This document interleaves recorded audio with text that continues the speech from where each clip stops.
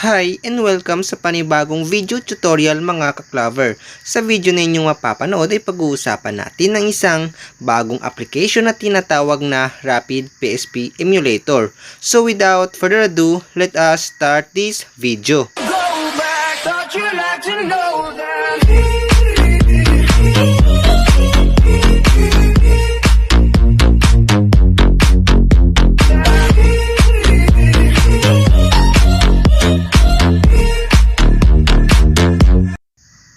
Unang-una, kailangan nyo mag-download. Ang link ng Rapid PSP Emulator ay sa baba ng ating video description. Pagkatapos nyong ma-download at ma-install ang application sa inyong Android phone ay buksan ninyo.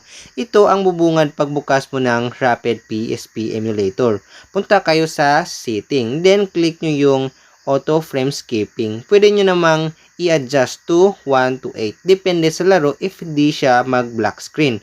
Pangalawa, ang alternative speed adjust nyo lang kahit anong gusto nyo.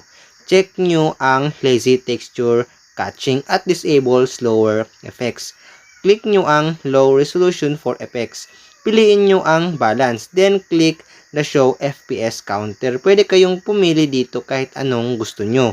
Yung sa pinakababa na sound speed hack, i-check nyo yun. Panghuli, sa IQ timing method, piliin nyo yung gitna and check for real clock scene. We all set na. Pwede nyo nang laruin ang gusto nyong PSP game. So kung nagustuhan mo ang video na ito, please hit like, share, and subscribe for more videos.